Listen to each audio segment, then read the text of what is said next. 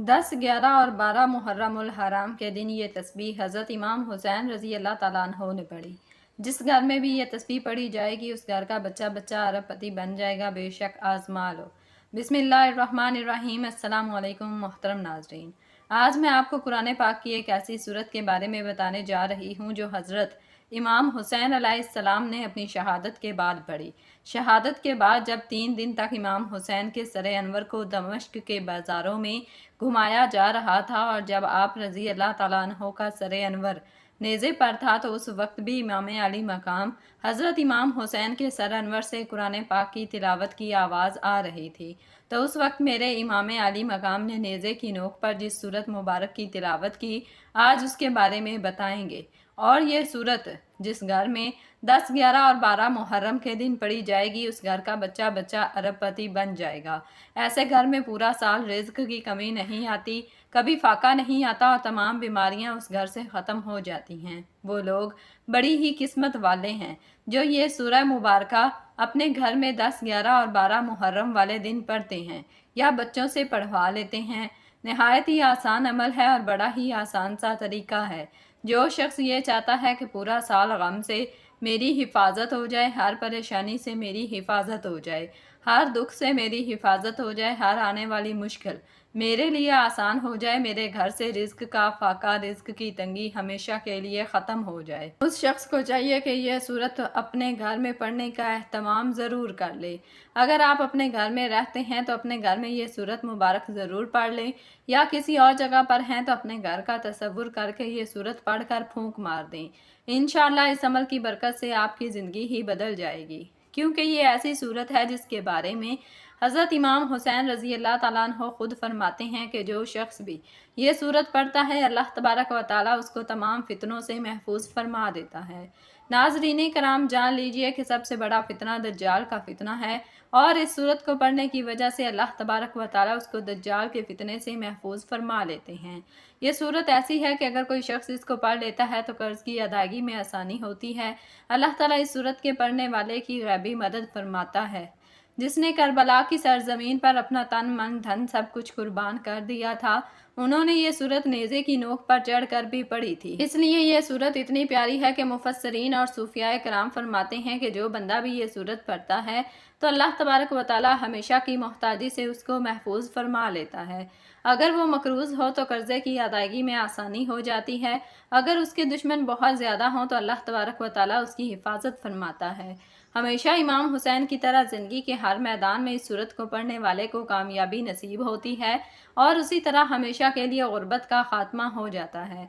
जालिम से हमेशा के लिए निजात मिल जाती है। अगर कोई हामिला औरत है, उसके पेट में बच्चा है, तो इसकी हिफाजत के लिए भी ये सूरत बहुत ही मुअस्सर है। और एक बुजुर्ग का कौल ये भी है कि अगर कोई शख्स मस्जिद के अंदर बैठकर खलूसे नीयत के साथ इस सूरत को पढ़े और उसके बाद एक सजदा करे, फिर सजदा रेज होकर अल्लाह तबारक व ताला के हजूर अपनी किसी भी हाजत के लिए, ख़ास तौर से कर्ज से खलासी के लिए दुआ करे तो अगले ही दिन उसके कर्जे का इंतज़ाम हो जाता है। और इस सूरत में एक जुमा से दूसरा जुमा नहीं गुजरता, यानी एक से दूसरा हफ्ता नहीं गुजरता, 8 दिन नहीं गुजरते कि अल्लाह तबारक व ताला उसकी हर मुश्किल को आसान फरमा देता है। नाज़रीन कराम, उसी तरह जब कोई शख्स मुहर्रम उल हराम की 10, 11 और 12 तारीख को ये सूरत पढ़ेगा तो अल्लाह तबारक व ताला उस बंदे की हर मुश्किल को आसान फरमा देगा। हज़रत इमाम अली मकाम इमाम हुसैन रज़ी अल्लाह ताला अन्हो की तिलावत को किसी भी हाल में मत छोड़ना और रब की बारगाह में सजदा किसी हाल में ना छोड़ना।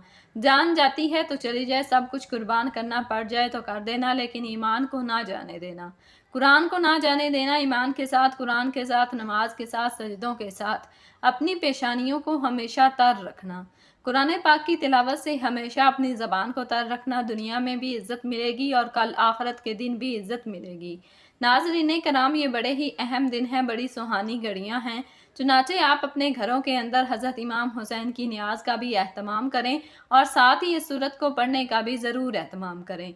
इस अमल को मुकम्मल सुनकर और समझकर कीजिएगा, इंशाअल्लाह आपकी नस्लें आबाद हो जाएंगी और आपका मुकद्दर संवर जाएगा, आपकी ज़िंदगी संवर जाएगी, आपके हालात बदल जाएंगे। क्योंकि ये 3 दिन बड़े ही अहम दिन होते हैं। इस अमल को अपने पास लिख कर महफूज कर लें और अपने तमाम दोस्त अहबाब तक भी मेरी ये वीडियो ज़रूर पहुँचाएँ जो इस वक्त मुश्किल हालात का सामना कर रहे हैं और परेशानियों का सामना कर रहे हैं। ان کو بھی یہ پیغام اور یہ صورت ضرور پہنچائیں تاکہ وہ بھی اس صورت کو پڑھ کر اپنا مقدر سنوار سکیں، اپنی مشکلوں کو آسان کروا سکیں، اپنی حاجتوں کو اللہ تبارک و تعالیٰ کی بارگاہ سے پورا کروا سکیں۔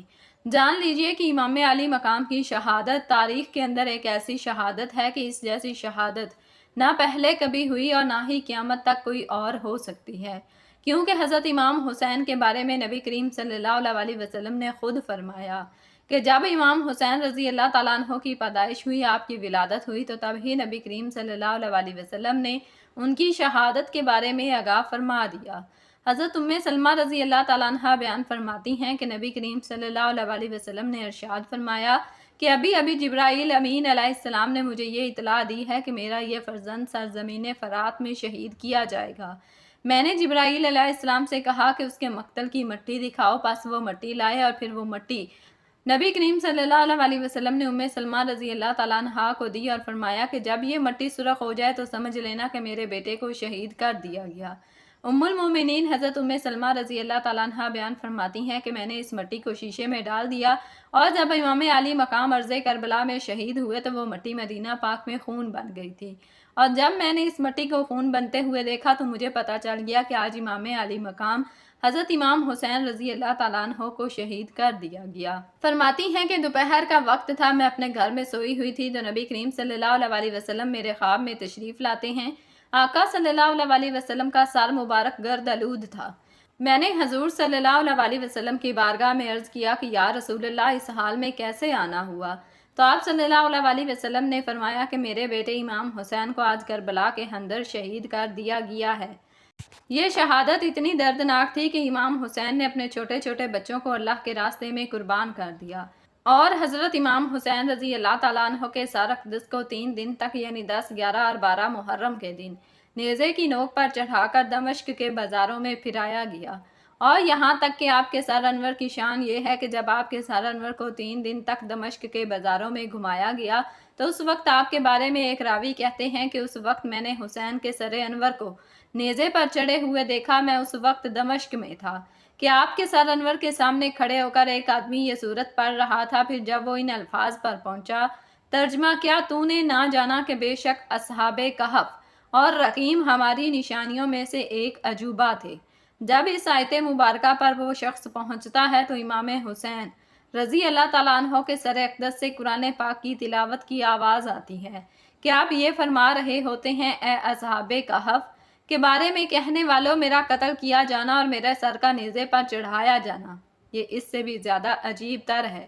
کہنے والے کہتے ہیں کہ امام حسین کا قتل کیا جانا اور آپ کے سر انور کو تن سے جدا کر کے نیزے کی نوک پر چڑھانا، پھر دمشق کے بازاروں میں گھمایا جانا، یہ اصحاب کہف کے واقعے سے بھی عجیب تر ہے۔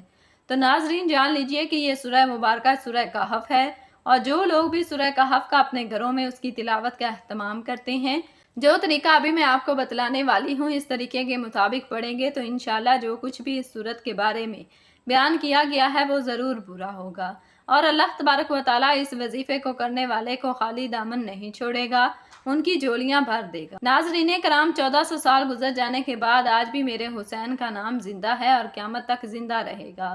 ناظرین ابھی میں آپ کو بتاؤں گی کہ 10، 11 اور 12 محرم والے دن آپ نے یہ سورہ کہف کس طرح پڑھنی ہے اور کتنی مرتبہ پڑھنی ہے، لیکن اس سے پہلے اگر آپ اس چینل پر نئے ہیں اور آپ نے ابھی تک اس چینل کو سبسکرائب نہیں کیا تو خدارہ اس چینل کو بھی سبسکرائب کر لیں، کیونکہ ایسے بہت سے وظائف، بہت سے اعمال آپ کے حوالے ڈیلی بیسس پر کرتے رہیں گے۔ اب عمل کیا ہے کہ آپ یہ سورہ مبارکہ 10، 11 اور 12 محرم کے دن آپ اپنے گھر میں تمام لوگ مل کر بھی پڑھ سکتے ہیں، اور ایک شخص بھی پڑھ سکتا ہے، اور پھر اس کے بعد اگر کچھ نیاز کا اہتمام ہو جائے، کچھ چیز کا اہتمام ہو جائے تو بہت خوب، لیکن اگر نہیں تو ویسے بھی آپ اس سورت کو ایک گلاس پانی کے اوپر بھی پڑھ سکتے ہیں۔ پھر اس پانی کو آپ اپنے سب گھر والوں اور بیوی بچوں کو پلا دیں۔ اگر آپ گھر میں نہیں تو تصور میں اپنے گھر کے اوپر دم کر دیں، اور اپنے بچوں کے اوپر بھی تصور میں دم کر دیں۔ اس کے شروع اور آخر میں درود ابراہیمی پڑھنا ہے جو ہم لوگ نماز کے اندر پڑھتے ہیں۔ اس درود میں حضرت ابراہیم علیہ السلام اور ان کی آل کا ذکر ہے، اسی طرح نبی کریم صلی اللہ علیہ وسلم اور آپ کی آل کا بھی ذکر ہے۔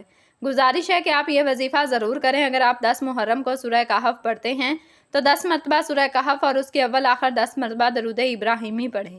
اگر آپ 11 محرم کو یہ سورت پڑھتے ہیں تو 11 مرتبہ درود ابراہیمی اور 11 مرتبہ ہی سورہ کہف پڑھیں۔ اگر آپ 12 محرم کو سورہ کہف پڑھتے ہیں تو 12 مرتبہ اول آخر درود ابراہیمی ضرور پڑھنا ہے، اور اس کے بعد ہر جمعۃ المبارک کو ایک مرتبہ سورہ کہف اور پڑھ لیا کریں تو ساری زندگی کے لیے پریشانیوں سے محفوظ ہو جائیں گے۔ ناظرین کرام، اس عمل کے بعد اللہ تبارک و تعالیٰ سے جو بھی مانگیں گے اللہ تبارک و تعالیٰ ضرور عطا فرمائے گا، اور اس وظیفے کی برکت سے انشاءاللہ آپ کو کبھی مایوسی نہیں ہوگی۔ آپ اپنے مقصد میں ضرور کامیاب و کامران ہوں گے۔ آج تک اس وظیفے کی برکت سے کوئی بھی مایوس اور محروم نہیں رہا۔